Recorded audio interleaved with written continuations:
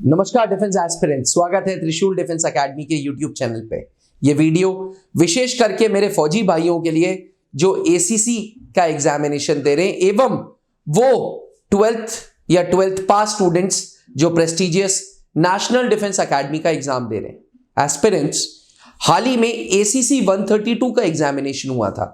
ACC army cadet college है। ये वो कॉलेज है जो जवान से लेके सेना में ट्रांसफॉर्मेशन करता है अफसर, यानी कि जवान अगर सेना में अफसर बनना चाहता है तो वो आर्मी कैडेट कॉलेज जा सकता है अगर उसकी उम्र 27 साल तक है।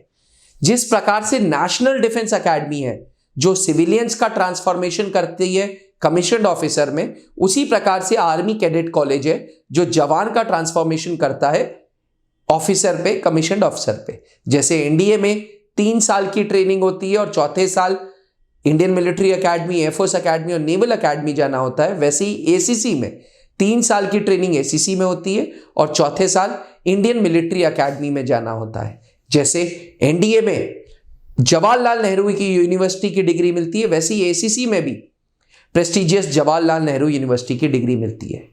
तो सवाल यह है, क्या फौज नेशनल डिफेंस एकेडमी और एसीसी को एक ही लेवल पे देखता है?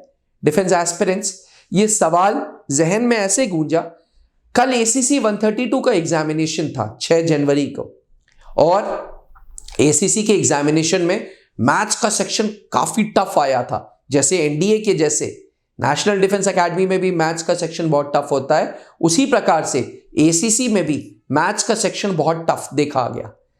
जिस प्रकार से एनडीए में यूपीएससी लेवल की यूपीएससी पेपर लेता है और इंग्लिश अच्छे लेवल की होती, उसी प्रकार से एसीसी में भी यूपीएससी लेवल की इंग्लिश देखी गई। साइंस में बायोलॉजी के इन डेप्थ क्वेश्चंस देखे गए। तो क्या नेशनल डिफेंस एकेडमी और एसीसी एक ही लेवल पे रखा गया है? अगर ऐसा है तो डिफेंस एस्पिरेंट्स, मैं आपको बता दूं, नेशनल डिफेंस एकेडमी में 400 सीटें हैं और एसीसी में मात्र 75 सीटें। मुझे ऐसा लगता है कि इंडियन आर्म्ड फोर्सेस अगर नेशनल डिफेंस एकेडमी को और एसीसी को एक ही लेवल पे रख रहा है, क्योंकि नेशनल डिफेंस एकेडमी में भी पहले रिटन एग्जामिनेशन है, रिटन के बाद एसएसबी इंटरव्यू है, मेडिकल है, उसके बाद मेरिट बनती है। उसी प्रकार से एसीसी में भी पहले रिटन एग्जामिनेशन है जो कि ऑनलाइन है, उसके बाद एसएसबी इंटरव्यू है, फिर मेडिकल है एंड मेरिट बनती है। तो अगर फौज एनडीए और एसीसी को एक ही लेवल पे रखता है तो मेरी नजर में आने वाले समय में एसीसी की सीट्स बढ़ानी चाहिए। इसलिए बढ़ानी चाहिए क्योंकि आप नेशनल डिफेंस एकेडमी जैसे पेपर के लेवल पे एसीसी को रख रहे हो, जहां एनडीए में 12th एवं 12th पास स्टूडेंट्स जा रहे हैं, वहीं एसीसी में वो फौजी जवान जा रहा है जो 18-18 घंटे काम कर रहा है। उस काम के बावजूद उसको टाइम निकालना है रिटन टेस्ट के लिए, उसको टाइम निकालना है एसएसबी इंटरव्यू के लिए। तो जब नेशनल डिफेंस एकेडमी में सीटें बढ़ सकती हैं, भला नेशनल डिफेंस एकेडमी में उस रेशियो में सीट्स नहीं बढ़ी जिस रेशियो में बढ़नी चाहिए थी, बट एसीसी की अपेक्षा नेशनल डिफेंस एकेडमी में 400 सीटें और एसीसी में मात्र 75 सीटें। तो आपका क्या मानना है? क्या एनडीए के बराबर एसीसी को रखना चाहिए? क्या एसीसी में सीट्स बढ़ानी चाहिए? क्या आने वाले समय में आर्मी कैडेट कॉलेज में भी फुल स्केल पे कंपटीशन की तैयारी करनी चाहिए? क्या जिस तरीके से टफ पेपर एनडीए के मैथ्स का देखा गया है, इंग्लिश का देखा गया है, वैसे ही एसीसी का भी पेपर उसी लेवल का टफनेस होगी?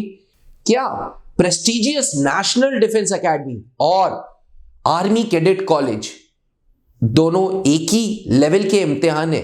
क्या एक वो संस्था जो सिविलियन से ट्रांसफॉर्मेशन कर रही है अफसर तक और वो संस्था जो जवान से ट्रांसफॉर्मेशन कर रही है अफसर तक, वो दोनों एक ही लेवल की एंट्री है? डिफेंस एस्पिरेंट्स, फौजी भाइयों, अगर आपके जहन में भी ये सवाल गूंज रहा है कि क्या एनडीए एवं एसीसी एक ही लेवल का इम्तिहान है, तो ये वीडियो आपके लिए मस्ट वॉच है। वीडियो को अंत तक जरूर देखिएगा और चैनल को सब्सक्राइब करना नहीं भूलिएगा।